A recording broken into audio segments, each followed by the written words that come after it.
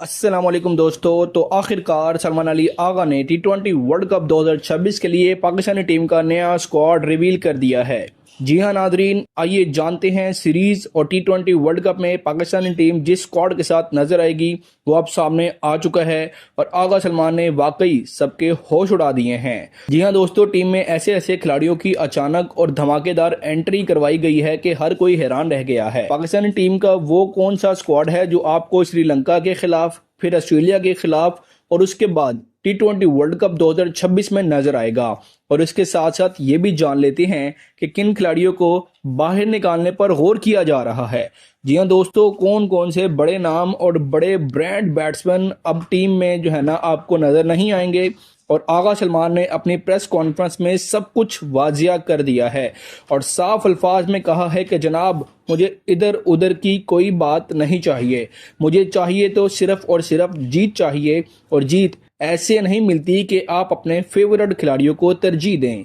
जब आप फेवरेट खिलाड़ियों को तरजीह देंगे तो उसका उल्टा नुकसान उठाना पड़ेगा और हकीकत भी यही है। आइए जानते हैं पाकिस्तानी टीम का नया स्क्वाड जो सलमान अली आगा ने खुद तैयार किया है। साथ ही आप लोगों को ये भी बताते हैं कि ऑस्ट्रेलिया के खिलाफ जो मेन सीरीज है वो कितनी अहम है और आगा सलमान इस बात को अच्छी तरह जानते हैं। इसलिए उन्होंने कहा है कि अगर इस स्क्वाड में कोई खिलाड़ी फेल हुआ तो उसकी जगह खतरे में पड़ जाएगी। अगर कोई खिलाड़ी परफॉर्म नहीं करता तो उसकी जगह किसी और मुतबादिल खिलाड़ी को टी20 वर्ल्ड कप के स्क्वाड में शामिल किया जा सकता है, वरना यही स्क्वाड फाइनल समझा जाएगा। अब जानते हैं नाज़रीन, स्क्वाड कौन सा है, किन खिलाड़ियों की छुट्टी हो चुकी है और किन खिलाड़ियों की वापसी हुई है। तो बगैर वक्त जाए कि ये पाकिस्तानी टीम का स्क्वाड जान लेते हैं। तो नाज़रीन, सबसे पहले पाकिस्तानी टीम के जो स्क्वाड में नंबर 1 पर फखर जमान को रखा गया है और आगा सलमान ने सबसे पहला नाम ही फखर जमान का लिया है। और इसमें कोई हैरत नहीं कि फखर वो बैट्समैन है जो अकेले मैच का रुख बदलने की भरपूर सलाहियत रखते हैं। पिछले चंद सालों में पाकिस्तान टीम को जिस किस्म की बेखौफ और मैच विनिंग ओपनर की जरूरत थी वो खला फखर जमान ही पूरा करते आए हैं। खासतौर पर पावर प्ले में उनकी जारहाना बैटिंग टीम को वो आगाज देती है जिसके बाद मिडिल ऑर्डर को दबाव में खेलना ही नहीं पड़ता। इसलिए फखर जमान इस स्क्वाड के सतून समझे जा रहे हैं। उसके बाद नाज़रीन, नंबर 2 पर साहिबजादा फरहान को शामिल किया गया है जो इस वक्त डोमेस्टिक और हालिया मौके पर अपनी भरपूर सलाहियत साबित कर चुके हैं। साहिबजादा फरहान एक ऐसे बैट्समैन हैं जो ओपनिंग के साथ साथ मिडिल ऑर्डर में भी एडजस्ट हो सकते हैं। उनकी टेक्निक और शॉट सिलेक्शन उन्हें एक काबिल एतमाद ऑप्शन बना देती है। टीम मैनेजमेंट का मानना है कि फरहान तवील अरसे तक टीम के लिए बहुत ज़्यादा फायदेमंद साबित हो सकते हैं और ख़ास तौर पर अगर फ़खर के साथ एक मजबूत शराकत कायम हो जाए तो वो बहुत ही ज़्यादा बेहतर होंगे। नंबर 3 पर नाज़रीन, बाबर आजम को शामिल किया गया है, लेकिन इस बार हालात कुछ मुख्तलिफ हैं। बाबर आजम के लिए ये स्क्वाड एक वाजिया पैगाम लेकर आया है कि अब सिर्फ माजी का रिकॉर्ड पर जगह नहीं मिलेगी।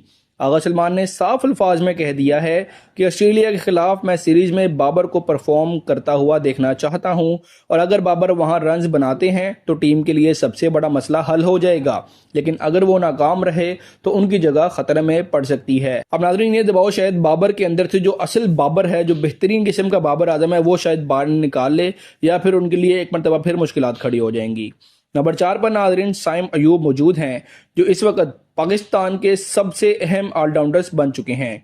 आईसीसी की जानिब से भी उन्हें ऑफिशियली नंबर 1 ऑलराउंडर करार दिया जा चुका है जो उनकी सलाहियतों का मुंह बोलता सबूत है। और साइम अयूब ना सिर्फ जारहाना बैटिंग करते हैं बल्कि बॉलिंग में भी एक अहम ओवर्स निकालने की सलाहियत भी रखते हैं। हालिया इनिंग्स में उनकी बैटिंग ने यह साबित कर दिया है कि वो बड़े मैचेस के खिलाड़ी हैं, इसलिए उनकी जगह टीम में बिल्कुल जायज़ बन रही है। स्क्वाड में अगला नाम नाज़रीन खुद सलमान अली आगा कप्तान का है और आगा सलमान इस टीम के दिमाग समझे जाते हैं क्योंकि उनकी सोच फैसले इस स्क्वाड में नजर आते हैं। आगा सलमान एक जिम्मेदार मिडिल ऑर्डर बैट्समैन होने के साथ साथ पार्ट टाइम बॉलिंग भी फ्राहम करते हैं और सबसे अहम बात यह है कि वो दबाव में दुरुस्त फैसले करने की सलाहियत रखते हैं जो किसी भी बड़े टूर्नामेंट में टीम के लिए इंतहाई ज़रूरी होते हैं। उसके बाद अब्दुल समद की शमूलियत इस स्क्वाड की सबसे बड़ी सरप्राइज एंट्री समझी जा रही है। जी हाँ नाज़रीन, हसन नवाज को ड्रॉप करके अब्दुल समद को मौका दिया गया है जो ये जाहिर करता है कि मैनेजमेंट मुस्तकबिल की तरफ देख रही है। अब्दुल समद एक पावर हिटर हैं जो आखिरी ओवर्स में मैच का नक्शा बदलने की भरपूर सलाहियत रखते हैं और अगर वो बैनुल-अक़वामी सतह पर खुद को साबित कर लेते हैं तो पाकिस्तान को एक नया मैच फिनिशर मिल जाएगा। उसके बाद नाज़रीन मोहम्मद नवाज इस स्क्वाड का एक इंतहाई अहम हिस्सा हैं और वो ऐसे ऑलराउंडर हैं जो खामोशी से अपना काम करते हैं। बॉलिंग में कंट्रोल और बैटिंग में समझदारी मोहम्मद नवाज की यही पहचान है। बड़े इवेंट्स में ऐसे खिलाड़ी ही मैच जितवाते हैं जो दबाव में गलती नहीं करते और नवाज इसी जमरे में आते हैं। Wicket keeper batsman Usman Khan को ऑफिशियली स्क्वाड में शामिल कर लिया गया है और हालिया सीरीज में 2 मैचेस में उन्होंने 37 रन बनाने के बाद उनकी सिलेक्शन को जवाब भी मिल गया है। और उस्मान खान एक ऐसे खिलाड़ी हैं जो नंबर 5 या नंबर 6 पर आकर तेज रफ्तार इनिंग्स खेल सकते हैं और विकेट कीपिंग में भी एक मजबूत ऑप्शन साबित हो रहे हैं, इसलिए उन्हें अगली सीरीज और वर्ल्ड कप के लिए मुंतखब किया गया है। उसके बाद नाज़रीन ऑलराउंडर राणा फ़हीम अशरफ उन खिलाड़ियों में से हैं जो मुश्किल वक्त में काम आते हैं। बड़े इवेंट्स में उनकी परफॉर्मेंस हमेशा नुमाया रही है, चाहे वो बॉलिंग हो या लोअर ऑर्डर बैटिंग।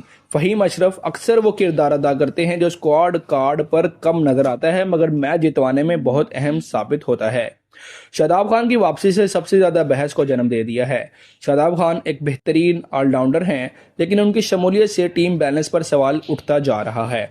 अगर शादाब को शामिल करने के लिए गलत खिलाड़ी को बाहर किया गया तो टीम का तवाज़ुन बिगड़ सकता है, इसलिए शादाब की एंट्री को बहुत सोच समझ कर इस्तेमाल करना होगा। इसके बाद आगे बढ़े तो सलमान मिर्जा को भी स्क्वाड में शामिल किया गया है, जो एक उभरते हुए फास्ट बॉलर हैं। उनकी रफ्तार और लाइन और लेंथ पाकिस्तानी बॉलिंग अटैक में तनू पैदा करती है। अगर उन्हें दुरुस्त मौके मिलें तो वो मुस्तकबिल में एक कीमती असासा बन सकते हैं। हारिस रऊफ की वापसी भी नाज़रीन चौंका देने वाली है और मोहम्मद वसीम जूनियर की जगह हारिस रऊफ को मुंतखब किया गया है, जो रफ्तार के साथ साथ तजर्बा भी रखते हैं। अगरचे माजी में उन पर तनकीद होती रही है, लेकिन अगर वो अपनी लाइन और लेंथ पर काबू पा लें तो किसी भी बैटिंग लाइनअप के लिए खतरनाक साबित हो सकते हैं। उसके बाद अगले खिलाड़ी की तरफ बढ़ें तो नाज़रीन नसीम शाह पाकिस्तान के सबसे अहम फास्ट बॉलर में से एक हैं। नए गेंद के साथ उनकी स्विंग और रफ्तार टीम को इब्तदाई विकेट दिलाने की भरपूर सलाहियत रखती है। फिटनेस अगर बरकरार रही तो नसीम शाह वर्ल्ड कप में बड़ा किरदार अदा कर सकते हैं। स्पिन डिपार्टमेंट में नाज़रीन इब्रार अहमद एक खास हथियार हैं।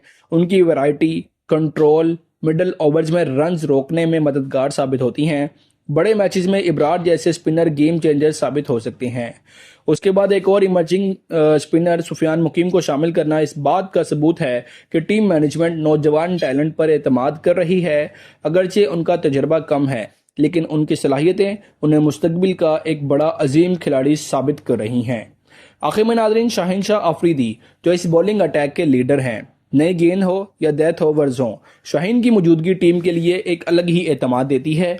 अगर शाहीन फॉर्म में आ गए तो पाकिस्तान किसी भी टीम को चैलेंज दे सकता है। तो नाज़रीन ये है 16 रुकनी स्क्वाड पाकिस्तान टीम का, जो एक मजबूत बुनियाद फराहम कर रहा है। अब सवाल ये है कि कौन सा खिलाड़ी परफॉर्म करता है और कौन दबाव में बिखर जाएगा।